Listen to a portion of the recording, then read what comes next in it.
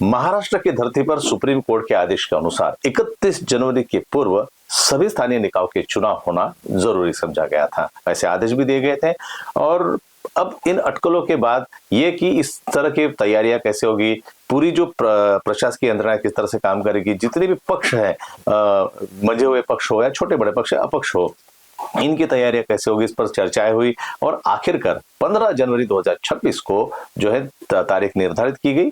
महानगर पालिका के चुनाव अब 15 जनवरी को होंगे। हम नागपुर की बात करते हैं। नागपुर महानगर पालिका में के चुनाव 15 जनवरी को होंगे।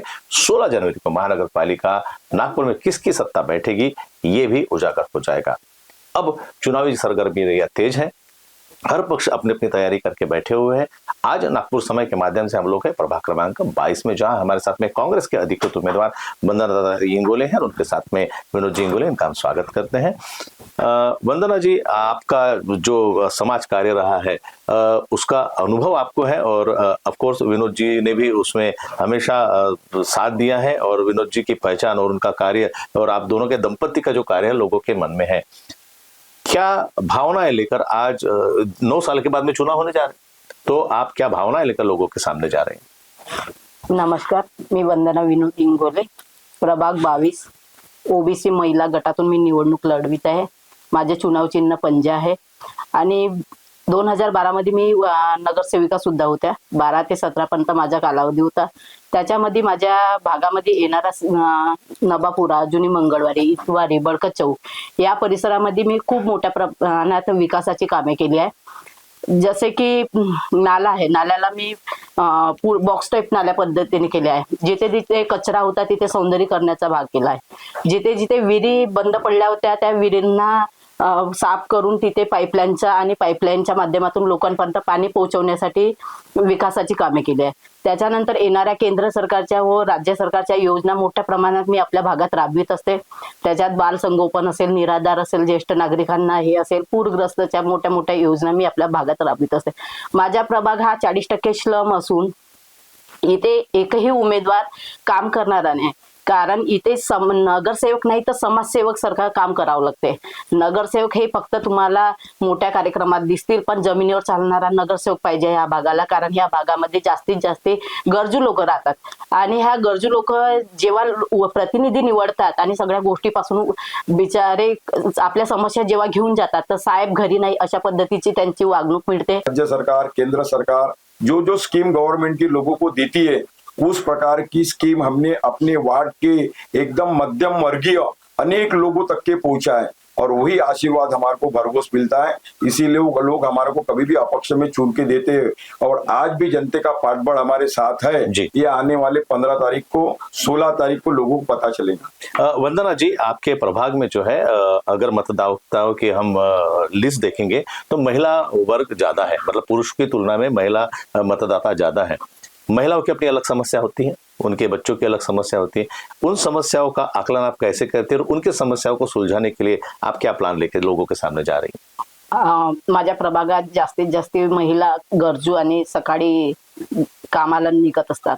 त्या माझ्याकडे आल्या तर त्यांना जे माझ्यानी सोडवणं होते ते सोडवण्याचा मी प्रयत्न करते आणि जे मला जमत नाही त्यांचा फक्त मी सल्ला देऊन त्यांना अधिकाऱ्यापर्यंत पोहोचवण्याचं माध्यम सांगते।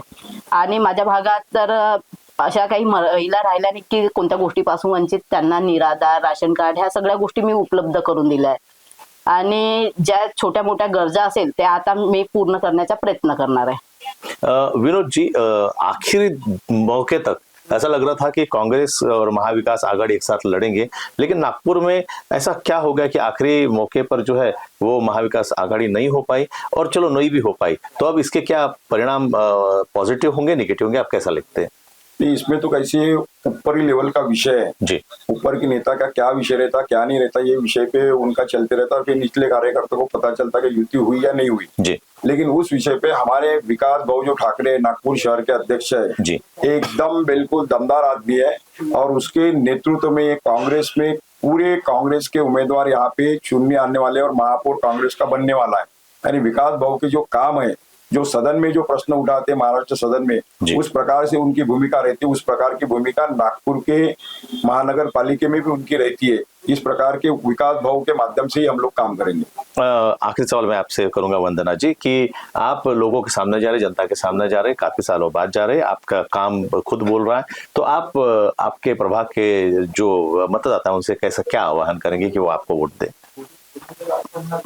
प्रभागातील सगळ्या महिलांना आणि सगळ्या पुरुष वर्गांना माझे एकच आव्हान आहे की आता आपल्याला या भागामध्ये आपल्याला आपला प्रतिनिधी निवडायचा आहे, कारण 5 वर्ष आपण दुसऱ्यांच्या याच्यावर सोपवीत असताना आपला प्रतिनिधी आपल्यापर्यंत पोहोचेल नाही पोहोचेल याची त्यांना पहिले जाणीव करून घ्यायची आहे आणि निवडताना योग्य प्रतिनिधीच निवडायचा आहे आणि माझ्या सर्व लोकांवर विश्वास आहे की तो योग्य प्रतिनिधी निवडूनच 16 तारखेला त्यांचा निकाल तुम्हाला तुमच्या मीडिया पर्यंत पहुंचेलच। चलो, हम आपको शुभकामनाएं देते हैं। विनोद जी, आप क्या आह्वान करेंगे कि जनता ने आपको समर्थन देना चाहिए? प्रभागातील नागरिकांना माझी नम्र विनंती आहे का एवढ्या वर्षापासून जे आम्ही सामाजिक सेवा आपल्यापर्यंत पोहोचवत आहोत, प्रत्येकाच्या अडीअडचणीपासून, शासकीय योजनापासून, इव्हन मीटर पासून, लाईट पासून, नळापासून, दुरुस्तीपासून, चेंबर पासून ज्या समस्या प्रभागातल्या त्या सोडवण्याचा प्रयत्न आम्ही केलेला आहे आणि आपल्या संपर्कात आम्ही नेहमी राहिलेलो आणि नेहमी राहू याकरता आपण आवर्जून लक्षात ठेवायचं का या निवडणुकीच्या दरम्यान अनेक लोक आपल्याकडे येणार जाणार, पण आपलं मन आपल्याला स्थिर ठेवून कोणाला मतदान करायचं आहे हे आपण काळजीपूर्वक पाहिलं पाहिजे। आणि म्हणूनच मी आपल्याला विनंती करतो की येणाऱ्या 15 तारखेला पंजा या चुनाव चिन्हावर जे 4 उमेदवार आहे पंजाचे त्यांना बहुमताने विजयी कराल ही आपल्याला मी विनंती करतो आणि मी आपल्या सेवेमध्ये निरंतर राहील हा शब्दही देतो। तो हमारे साथ में बात कर रहे थे प्रभाग 22 से कांग्रेस के उम्मीदवार वंदना जी और उनके साथ थे विनोद जी इंगोले जी। एक चीज हम नागपुर समय के माध्यम से हमेशा आपसे कहते रहे, आज भी कहते हैं कि मतदान ये हमारा अधिकार भी है, कर्तव्य है, और हमें उस दिन इस कर्तव्य का जो है अधिकार का उपयोग जरूर करना चाहिए। अपने घर से बाहर निकले 15 तारीख को जो आपको और अपने सत विवेक बुद्धि से अपने दिल से पूछे कि मुझे किस तरह का उम्मीदवार चाहिए, काम करने वाला, सिर्फ बात करने वाला, ऐसा उम्मीदवार जो एक बार मेरे घर पर आता है और उसके बाद में 5 साल उसके दर्शन नहीं होते, या ऐसा उम्मीदवार जो जब भी मैं किसी मेरी शिकायत लेकर जाऊं या कोई भी मेरी समस्या लेकर जाऊं उसका वो निराकरण करने के लिए मेरे साथ में खड़ा है, मेरे परिवार का सदस्य करके। इसी कामना के साथ में नागपुर समय परिवार की ओर से हम आपको शुभकामनाएं देते हैं और हम फिर से गुजारिश करते हैं कि अपना कीमती वोट देने के लिए जरूर आप मतदान केंद्र जरूर जाए। कैमरा पर्सन उदय सोनाने के साथ में मैं रत्नाकर मलिक, नागपुर समय न्यूज के लिए।